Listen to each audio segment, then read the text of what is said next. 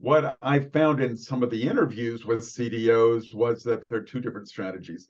One is when you are not terribly sophisticated in data and analytics, and you don't have a lot of great successes under your belt as an organization, then you need, I think, very quickly, early in your tenure in the job, to identify just a few key projects that have strong support from stakeholders, from business unit and function leaders, and deliver value on those relatively quickly.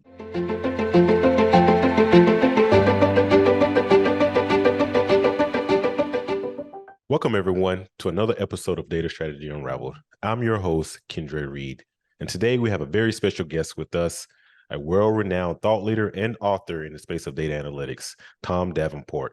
Hey, Tom, how you doing? Thanks for having me on. Great. Thanks for joining us. How about you tell us a little bit about yourself? Well, I've been at this for quite a while as a professor, business school professor or consultant, written a lot of books, 23, I think, thus far, and mostly on data analytics, AI, 5 books on AI recently, and before that, things like business process re-engineering and knowledge management and so on. So just keep chugging along, putting out books and pontificating about things. That's great. That's great. So, Tom, we have you here today to talk a little bit about the recent survey that you and Randy Bean, who we had on in a previous episode, did in partnership with AWS around CDOs and kind of how they're thinking about data and some of the things that they're looking at in this space. And so one of the things we want to do here is really get your thoughts about the findings from that survey. And so when we are thinking about data in AI ML in general, how do you see the ways that CDOs can create value from it based on what you saw from that survey there? Well, yeah, that's, I think, one of the most important ways that they can create value is to first, try to get responsibility for it. Be a chief data and analytics officer or chief data analytics and AI officer. That creates a lot of letters in your acronym if you add all those together. In the survey, 61%, I think, of the respondents said that they had responsibility for advanced analytics and 49% for AI. So that suggests that some organizations are naming chief AI officers separately from advanced analytics. I'm not sure. I think that's a good idea. But then, once you have the responsibility, you have to deliver value. And I think what I found in some of the interviews with CDOs was that there are two different strategies. One is when you are not terribly sophisticated in data and analytics, and you don't have a lot of great successes under your belt as an organization, then you need, I think, very quickly, early in your tenure in the job, to identify just a few key projects that have strong support from stakeholders, from business unit and function leaders, and deliver value on those relatively quickly. So that's one approach. And then the other approach is, if you are quite sophisticated and have a lot of past success in the analytics and AI area, you can try to sort of speed it all up, make it faster and more efficient. So some companies refer to this as building an AI factory, or really working on the infrastructure.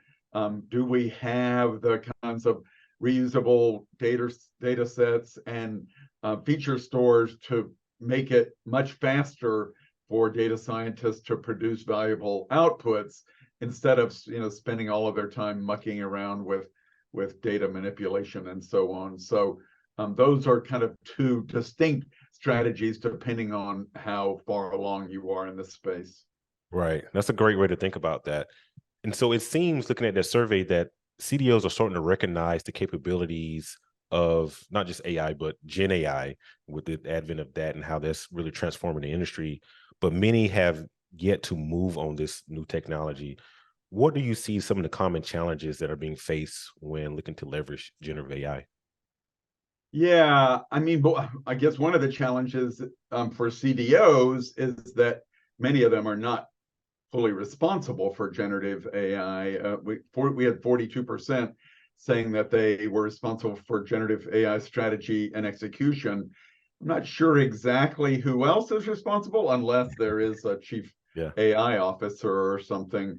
Um, right now, there's a whole lot of experimentation going on, and I mean, it's a new technology. It's understandable, but I think the CDOs of the more successful varieties are going to need to move beyond experimentation and get into production applications or use cases. Right now, our survey suggested only 6% have a production use case with generative AI. And so you need to identify something that's really going to move the needle on your organization's performance. I mean, if you're a pharmaceutical company, that's probably going to be R&D related applications of generative AI. Clearly, if you're a call center company, it's going to be related to chatbots. If you're a law firm, it's going to be, how do I capture all my legal knowledge and make it available to my employees and maybe even to clients at some point. So something that's really going to be a strategic use of this very powerful and fascinating technology, and not letting people write blog posts a little faster. Yeah. Yeah. And so, we recently did a video with one of our other AWS colleagues around the needing of a data strategy where you're coming to want to get data insights, become more data driven. When you're thinking about generative AI, with you being in the industry, having an outside perspective, how important is a data strategy when it comes to leveraging generative AI?